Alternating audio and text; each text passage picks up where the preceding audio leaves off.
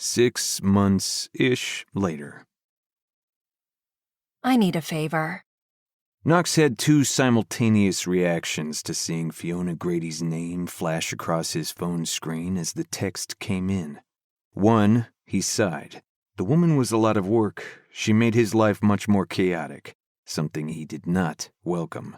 Two, his body tightened, particularly one part right behind his fly. Damn it. Hearing or seeing her name made his body respond like he was a 14-year-old boy with a crush. The woman had him twisted up, and worse, she knew it. He picked up his phone and studied the message. He was a 28-year-old man, and not just any man, he was a fucking grump. On purpose. And Fiona knew that as well. In fact, he was especially grumpy with her. She was an animal rights activist who had never met a furry or feathered creature she didn't want to cuddle and coo at. It wasn't her love for animals that annoyed him, of course.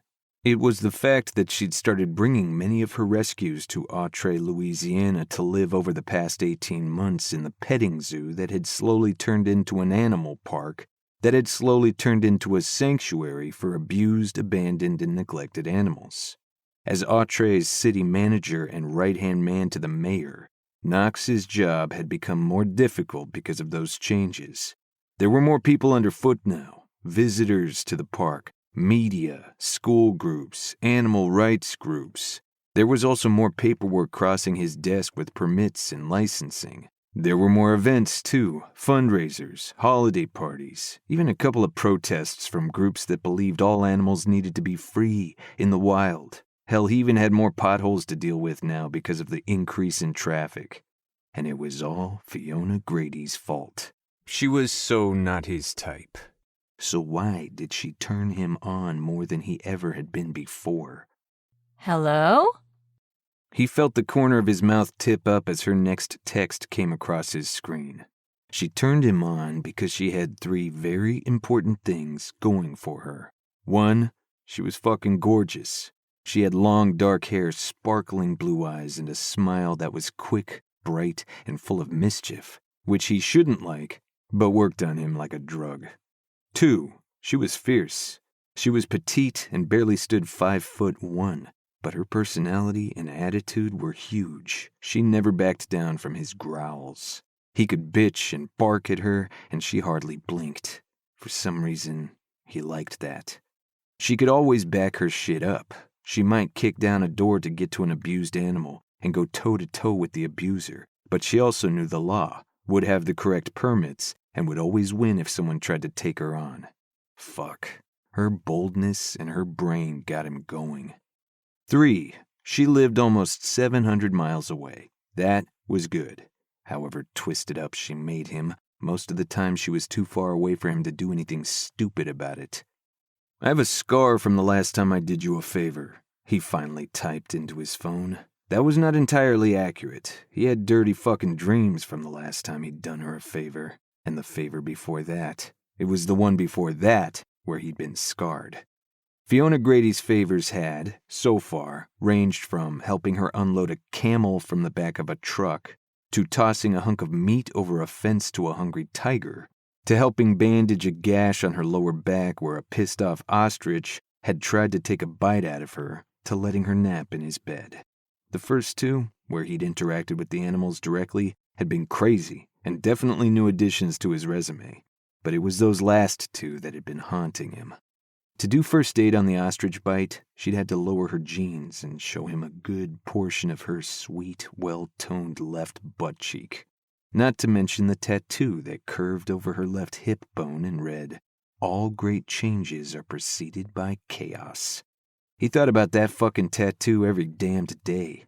She absolutely made him feel chaotic. When she was around, he felt it swirling in his head, his gut, his chest. Then there had been the day she'd napped in his bed. Whenever Fiona came to town, she stayed with Griffin Foster and Charlie Landry. But, in Fiona's own words, Landrys couldn't even take their shoes off quietly. She'd been wiped out from a huge animal rescue, and then the long road trip from Georgia, and she'd asked if she could sack out on his couch for a couple of hours. He'd said she should absolutely use a bed. He hadn't specifically mentioned the guest room, because he'd assumed she'd figure out that was where the guests slept in his house. But no, he'd found her 4 hours later in his king-sized bed with the blackout drapes pulled over the windows, under his sheets, bare naked, sound asleep the way only someone who felt completely comfortable and safe could sleep. His pillowcase had smelled like her for a week. Sure, he could have washed it, but then it wouldn't have smelled like her. He hadn't jerked off that much in a week since he'd been a teenager. Mine's bigger than yours, she replied in her next text. He felt his whole mouth smile. It was true that the scar she had on her lower back from that ostrich was bigger than the one on Knox's hand from snagging it on the fence when he'd thrown 12 pounds of meat to the tiger. His smile died a moment later as he realized that there was no way he was saying no to whatever Fiona was texting him about right now, which was a huge red flag. He had no problem saying no to anyone. That included his boss, the mayor, Kennedy Landry, and his mother, and his grandmother, and the mayor's grandmother. And he truly might be the only person to ever say no to Ellie Landry. It wasn't an easy thing to do, he would admit, but he could do it. Of course, whenever he did, he had to go without gumbo for a week or so. That meant he carefully chose his battles. Still, once in a while, even Ellie Landry needed to have someone put his foot down. So did Fiona Grady. The fact that he had difficulty doing that made her living in Florida and him living in Louisiana a very, very good thing. He liked her, he wanted her, and he absolutely did not want to be involved with her, or anyone, but especially her. Fiona Grady was a lot, and Knox didn't want a lot. He very stubbornly and very purposely kept his life as simple as he possibly could. Fiona was gorgeous, funny, fascinating, smart, bold, and feisty. But she was not simple. "What do you need?" he reluctantly asked. It's probably easier if I show you. He braced himself. She was going to send him a photo, and God only knew what might flash across his screen next. She'd never sent him naked photos, but a man could hope. No, he meant a man could hope she wouldn't. He did not need a photo of Fiona naked. He had plenty of ideas in his head about what that looked like as it was. And why did his mind keep going to dirty thoughts? She wasn't sexting him. They had a working relationship. Kind of. She had a partnership with the animal park and sanctuary in town, i.e., she was the one behind most of the animals that now called Otterly home. And he was the city manager who got to deal with all the consequences of Otterly now having an animal park and sanctuary. Increased traffic problems, and road damage, and garbage, and noise, and odor complaints from the locals. Still, no, Fiona didn't work for him, or with him. He would bitch at her because he blamed her directly for the fact that they had red pandas, a sloth, and lemurs in Otterly. Because she'd literally brought them here herself, but she always had the paperwork in order, and if he complained about the traffic, the next day his phone would be ringing off the hook with all the local business people calling to let him know how much their bottom lines had improved as the animal park had grown and how happy they were with the increase in tourism. He knew Fiona lobbied them to make those calls. So yes, their professional lives definitely overlapped, or more accurately, butted up against one another. But this was definitely, probably, not sexting. They'd never done that. They'd flirted in person and over the phone and via text once in a while, sure, but it had never gotten that serious. Why was he thinking it would now? Because you've missed her, dumbass. It had been a couple of months since Fiona had been to Otterly, which was unusual. For a while there, she'd come monthly, or more, to bring animals to the boys of the Bayou Gone Wild. She had quickly realized that the Landrys, who owned and ran the petting zoo, were exactly the kind of people to welcome and care for abused and neglected animals that needed a place to live quietly and happily after what they'd been through. Initially, they'd been building the business as a moneymaker, of course, but Fiona had recognized big-hearted animal lovers and had not so slowly introduced them to animals in need. At first, the petting zoo had been fairly simple. Goats and pot-bellied pig, alpacas, the usual. It had been a straightforward attraction. But they'd quickly added lemurs, a sloth, a colony of endangered Galapagos penguins, flamingos, a harbor seal, and various other animals ranging from hedgehogs to peacocks. Yes, the animal park had been a headache for him nearly from the start, but when he'd realized that some of the animals, donkeys, camels, and some horses, had been rescued and were coming here as an escape from their previous abusive situations, he'd realized what Fiona was really up to. He'd made her tell him about what she actually did at her animal park in Florida. She had giraffes and a few other interesting animals people came out to see, but at its core, it was a sanctuary. And when she'd told him about the rescues she conducted, about the conditions they sometimes found, and the physical and emotional rehab they were able to do with the animals when they rehomed them in the right places, he'd fallen a little in love with her.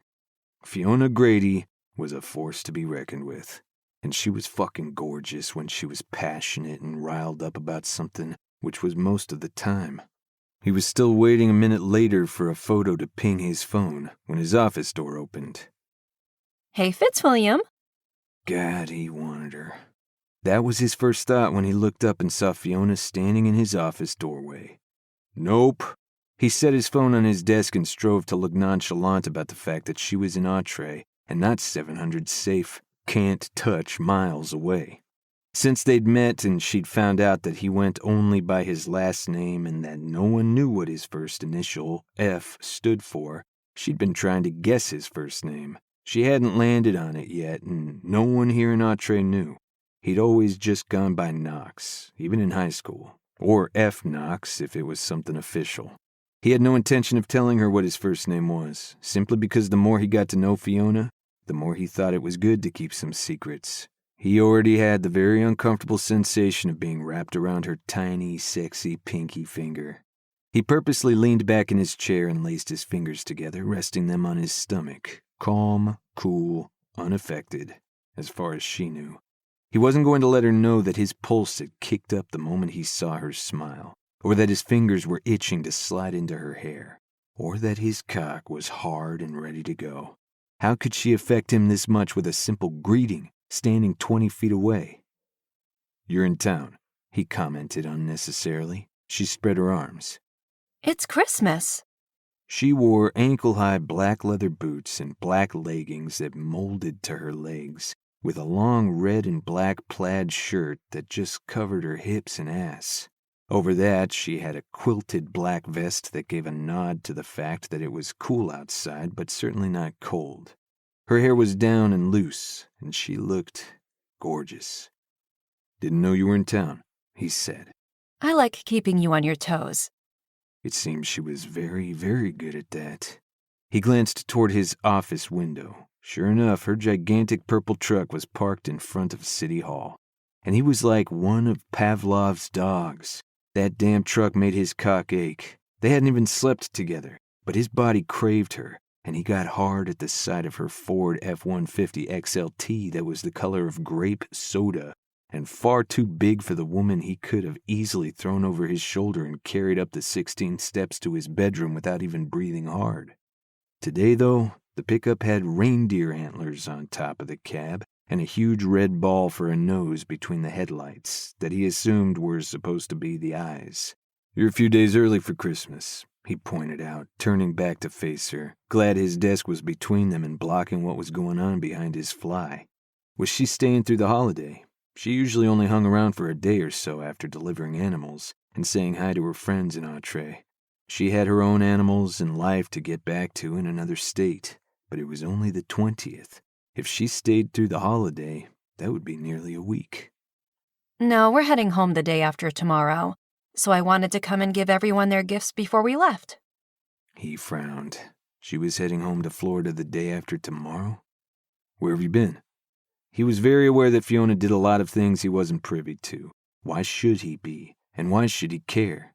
That was a question he always shut down as soon as he started to think it. Well, usually as soon as he started to think it.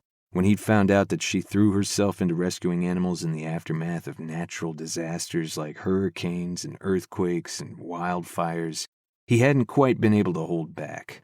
And he might have picked her up and carried her out of Ellie's bar and backed her up against his truck and demanded she tell him all about those rescues and her training and how she kept safe. And he might have come within a centimeter of kissing her. Even right now, he had to consciously make himself take a deep breath. He had no idea what she did on a typical Thursday night either. He didn't know if she was safe, or if she even thought about keeping herself safe, or if the animals always came first. Actually, he did know. That's what made him crazy. She always put the animals and other people before herself. He worried, and he didn't like it. He didn't need to know everything about her and what she did. He didn't want to know. What they had was... Fuck if he knew. They weren't co-workers. They weren't friends. They weren't anything. She was a woman he was semi-obsessed with and trying very hard to not be even remotely interested in. He should be glad she wasn't going to be here for the holidays. Every time he saw her around their mutual friends, he liked her more. She was warm and funny and smart, and someone he could get very, very wrapped up in. Fuck. I've been in Florida, she said. So how are you heading home? He asked. I'm confused. Oh, we're heading home, to Europe. He blinked at her. Europe? What? You're from Europe? That's where my family is. My mom and my grandparents. He had no idea. You're not an American? Nope. You don't have an accent. That was a stupid thing to say, but this was just one more fucking thing he didn't know about her, and it made him just as crazy as everything else he didn't know, and he didn't fucking want to be crazy. About her or anything else. She gave him a little smile. I got rid of it. Oh, she'd put a little bit of something in there. It didn't sound British. Maybe Irish? She was fucking Irish? What? He was not going to ask. Okay, so, well, Merry Christmas, he said. He needed to get her out of his office. I stopped by for a reason, Fred. She gave him a grin.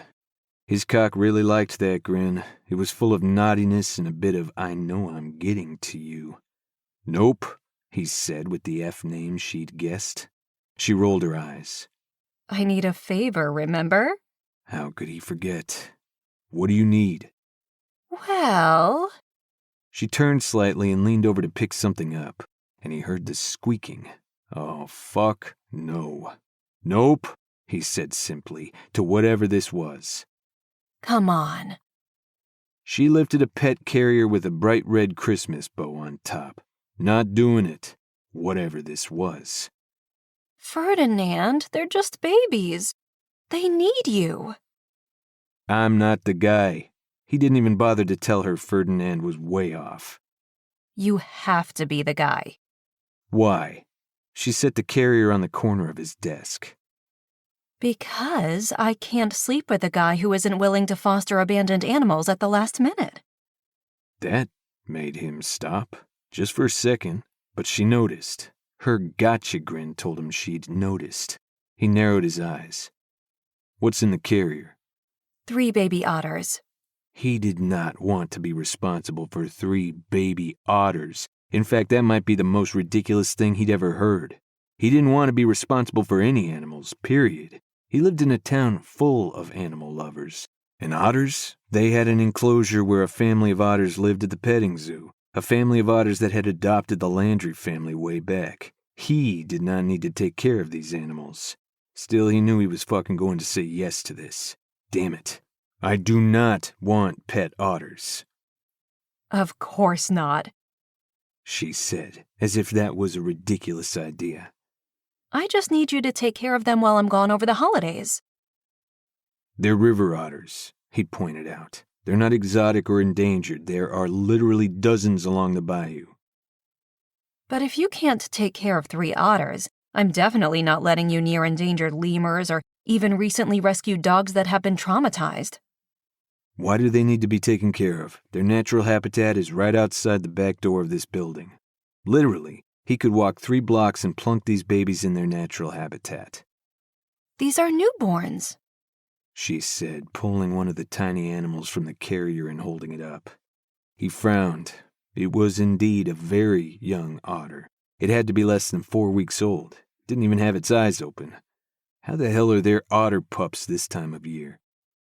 The mom and dad were being kept indoors as pets. We assume ever since they were very young as well. She scowled. Because of that, We're thinking their calendars are messed up. Anyway, the babies can't just be put outside. Baby otters can't even swim without being taught. Yeah, he knew that. Otters had to teach their young to swim and fish and how to be otters. Obviously, the pups wouldn't survive without their parents, or human interventions. Knox sighed. Fiona wouldn't let even a butterfly suffer without trying to help it. You want me to give them swimming lessons? He asked dryly. Of course not. They're not old enough for that. Yet. Right. Not because it was absurd to think that he might teach baby otters to swim, but because they weren't old enough for that. These are going to need to be kept warm and protected and fed, she said, nuzzling the baby before putting him back in the pet carrier. Then she turned a big smile on Knox. I'm not hand-feeding 3 baby otters, Fee.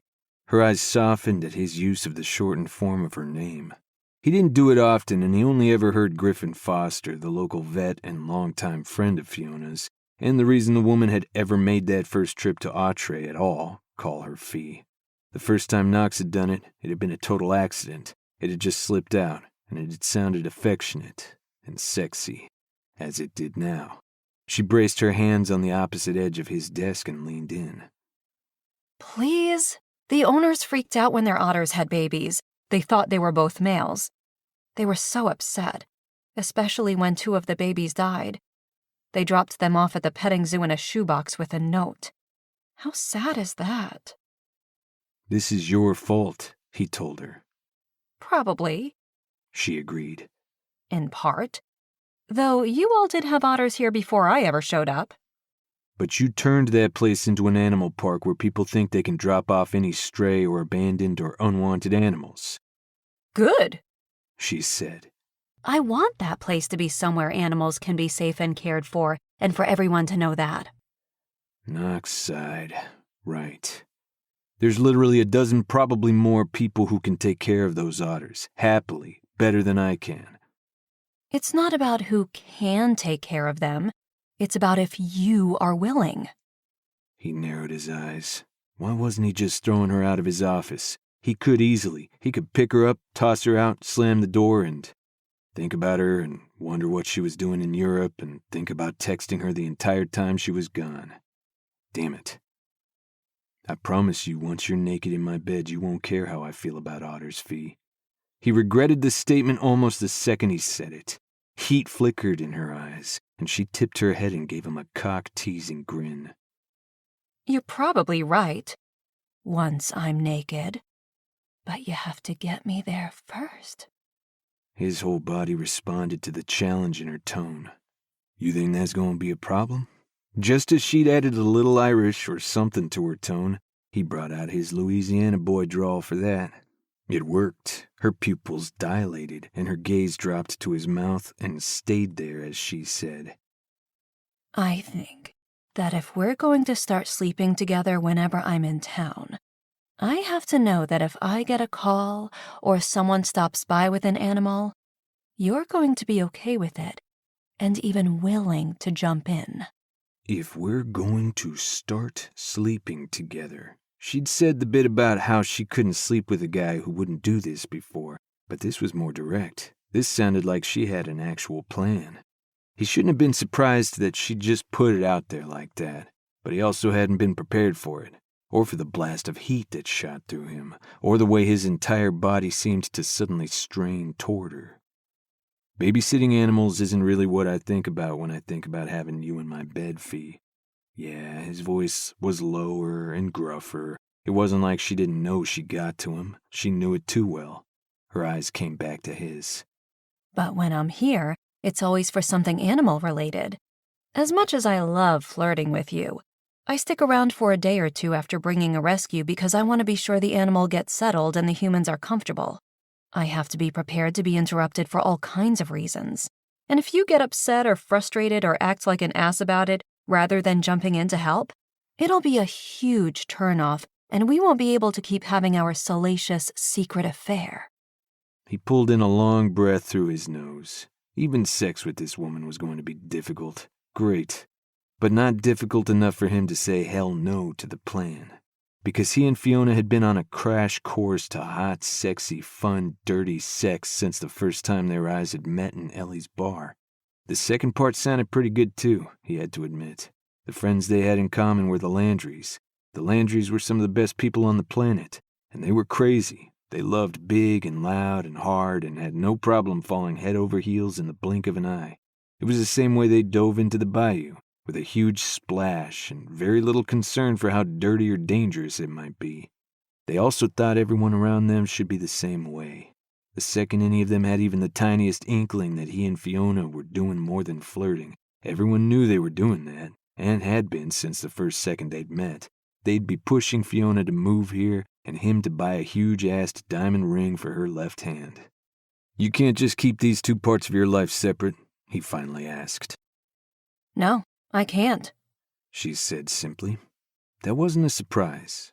Fiona walked the walk, that was for sure. She didn't just love animals. She waded into floodwaters, dressed up in fire gear, and climbed through building rubble to save them. She owned and operated a multi-acre animal sanctuary. She lobbied, she protested, she put her boots on the ground and backed up her words with actions, time and time again. He'd never realized activism was one of his kinks. He did now. "So you're testing me," he said. Yes. "I suppose we could just decide not to sleep together." She thought about that. Yeah, I guess we could do that. He didn't respond. They just looked at each other, her standing, him sitting, his big oak desk between them. Well, damn, she said after the clock on the wall had ticked several times. But okay. She picked up the carrier, turned, and started toward the door. Yeah, there was no way she was leaving with those baby otters. "Fiona," she stopped and looked back. Yeah? "What do baby otters that age eat?" Her smile was immediate and bright. I have the instructions all written down. Okay.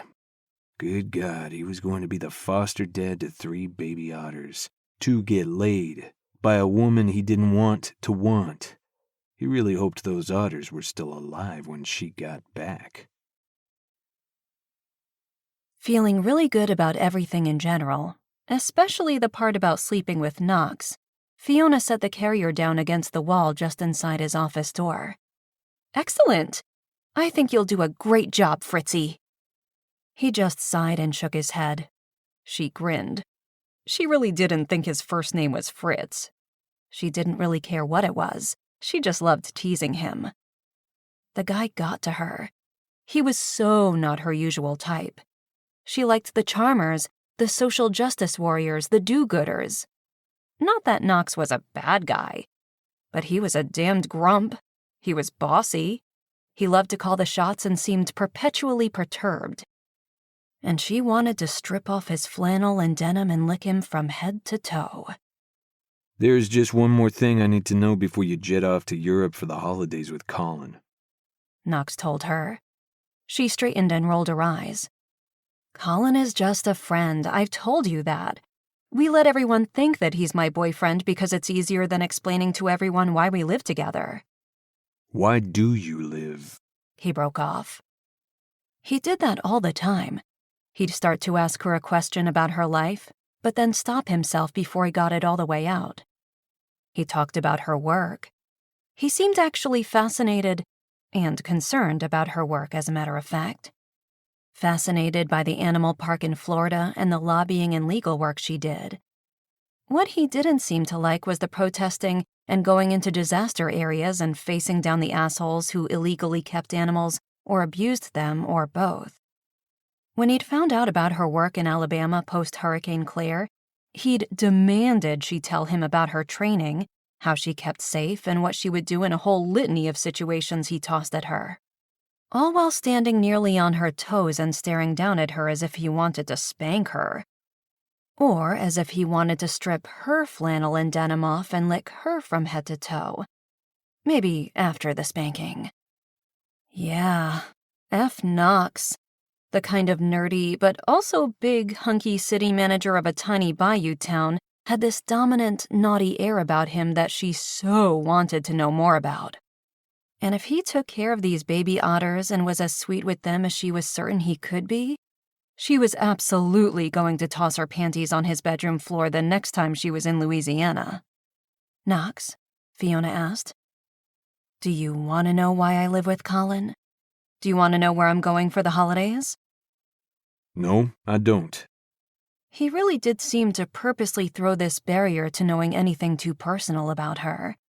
That was interesting. Okay, then what is it that you need to know about me before I leave? I need to know how you taste. Her eyes went round, and all of the air in her lungs swooshed out.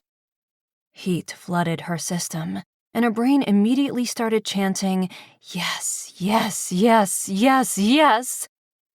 She supposed she could do this before he babysat the otters. She was 99% sure he'd still do that. Okay, 95. He might pass the otters off to someone else. But they'd still be alive and well when she got back to Otterly.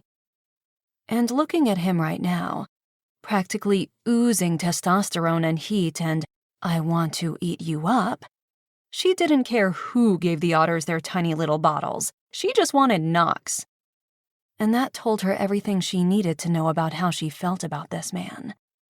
If he could cheat on his otter fostering duties and she would still want him, she was pretty far gone for him already. She swallowed hard. "Well, Fee, he interrupted before she had to come up with something witty and flirty. "Yeah?" come here. Her heart thumped, her stomach flipped, and her inner muscles clenched. Whoa. She'd had an inkling that Knox would be a little dominating and dirty. Not that "come here" was dirty, but the gruffness in his voice and the look in his eyes were somehow crazy hot. She wet her lips and came around the side of his desk. Without a word, he rolled his chair back, seemingly making room for her between his seat and the desk. She lifted a brow. He just watched her. Fine. She wasn't going to play shy or hard to get. Shy simply wasn't in her DNA, and hard to get was the last thing she was for Knox. She slid her butt along the edge of his desk until she was positioned between his knees. They weren't even touching, but she felt electricity crackling in the air. Then he rolled forward and leaned in, resting his palms flat on the surface of his desk on either side of her hips, caging her in. Kiss me. The command was simple and gruff. Her heart gave a hard thunk and she felt adrenaline flood her system. She had to lean over just slightly to obey. And she was so not the type to be bossed around. But this guy also had her driving 700 miles on a fairly regular basis just so she could see him. Sure, it worked out that she could bring animals, and that was absolutely a good thing. For the animals and the people involved. But she knew that the Otterly Animal Sanctuary was growing faster because Knox was here. He was also keeping her up late at night and had her replacing the batteries in her vibrator far more often than she had before she'd met him. So, him telling her to kiss him? Yes, please. She took his face in her hands, his beard soft against her palms, and locked her gaze on his. Then she pressed her lips to his. Softly at first, but the heat between them flared and the feel of his mouth was on hers.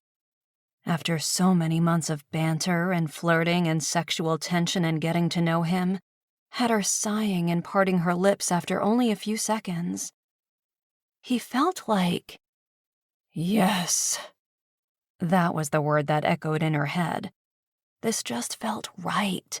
It felt hot and thrilling and full of decadent promises. But it was also satisfying, like she'd finally scratched an itch that had been torturing her for months, while also filling her with the need for more that surprised her with its intensity. This kiss felt like something she'd been waiting for forever. It was strangely familiar, comfortable, and just good. His lips were demanding against hers, but Knox sat with his hands still on the desk, not moving otherwise. His mouth moved over hers for several long, exquisite seconds. Then he licked along her bottom lip before stroking his tongue against hers. The firm, delicious thrust sent a jolt of heat through her, and she was shocked by how thoroughly he could kiss her with no other part of his body involved. But he was using plenty of chemistry, and their history, and lots of fantasy and longing on her side. She wasn't sure he knew just how much longing, but she wouldn't have been surprised if he suspected. She was a pretty open book. That thought was what made her pull back. There were things Knox didn't know about her. Things she thought she should tell him, but that fell in that category of things he seemed to not want to know more about, i.e. her personal life. She just stared down at him, breathing hard, shocked by the heat and emotion of the kiss, not sure what to say. He studied her for a few seconds, then said in that deep, gruff voice, I wasn't done. Before she could respond, he came to his feet, towering over her and crowding close, his hands still braced on the desk.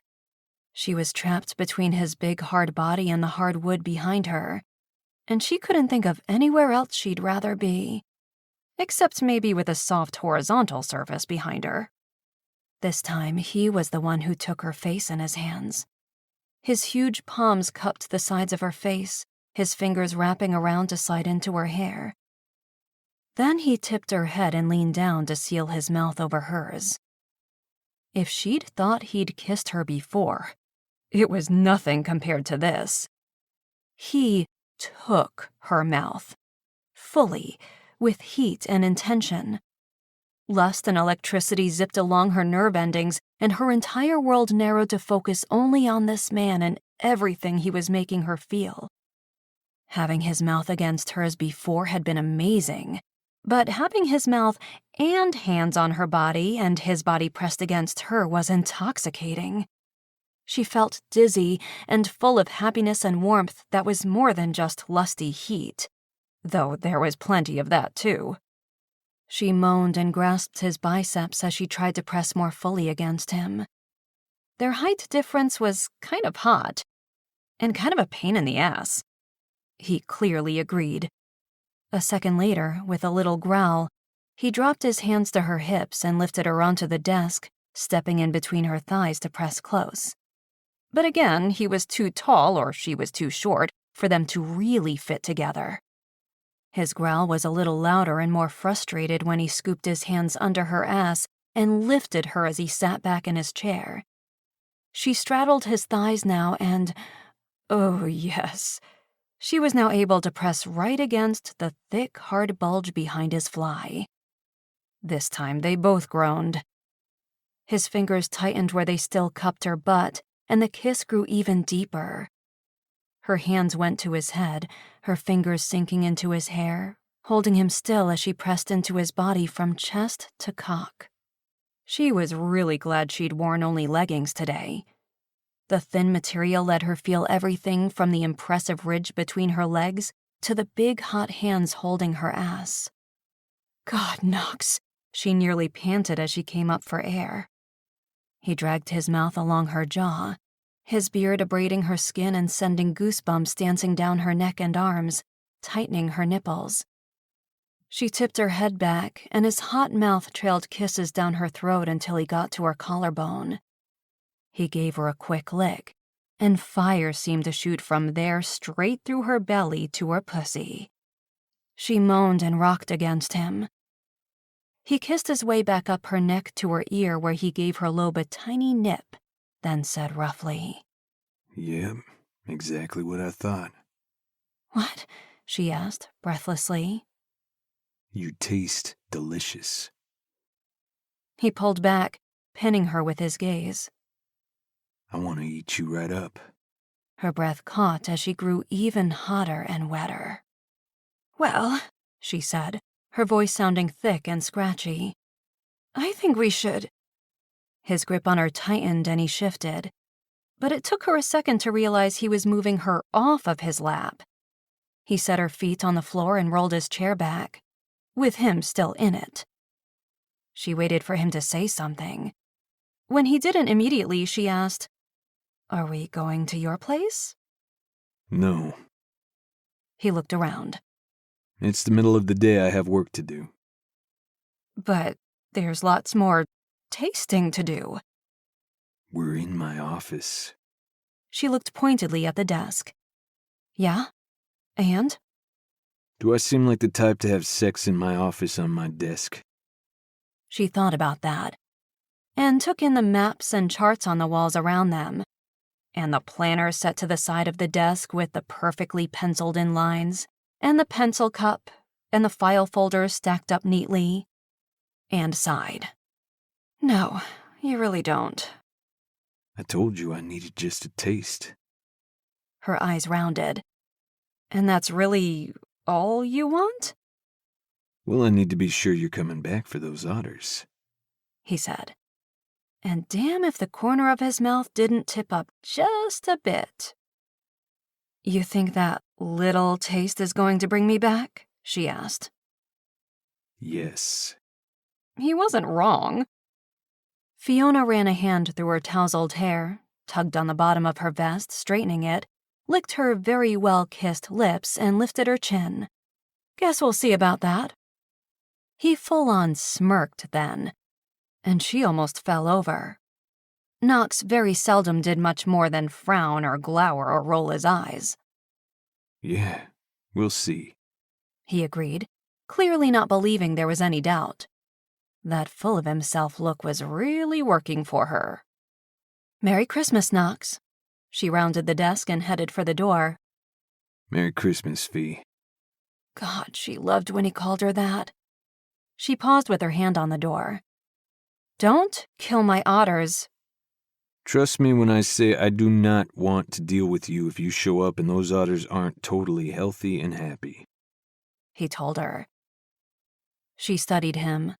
The hair that fell past his shirt collar, the full beard, the ink on his left forearm that dove under the rolled-up shirt sleeve, the biceps that made those shirt sleeves fit snug against his upper arms. All of those things didn't seem to jive with the perfectly stacked folders and sharpened pencils guy, but it just made him all the more interesting.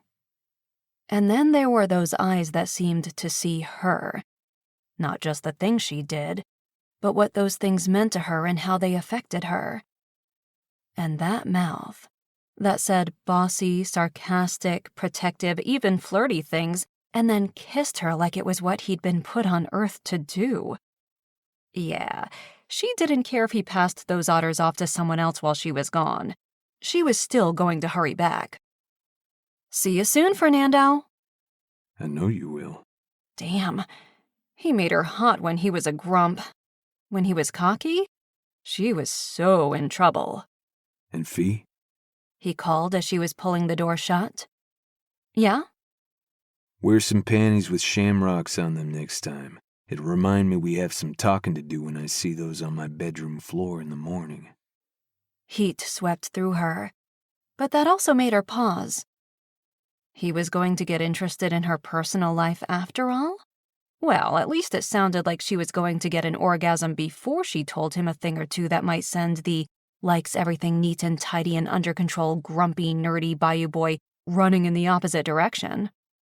Sure thing, Felix. And hey, she swallowed. Don't hang out under any mistletoe, okay? That was as close as she was going to get to admitting that she was kind of crazy about him and would maybe be a little jealous of any other kissing he might do. His expression softened slightly, and Fiona felt her heart trip. No interest in mistletoe if you're not under it. That made her heart flip all the way over. She gave him a simple nod. Ditto. Then she pulled the door shut between them. Just as the baby otters woke up and started squeaking for their afternoon feeding. The mischievous grin on her face as she left Otterly City Hall would probably get her on the naughty list. But there was no way Knox would be surprised about that.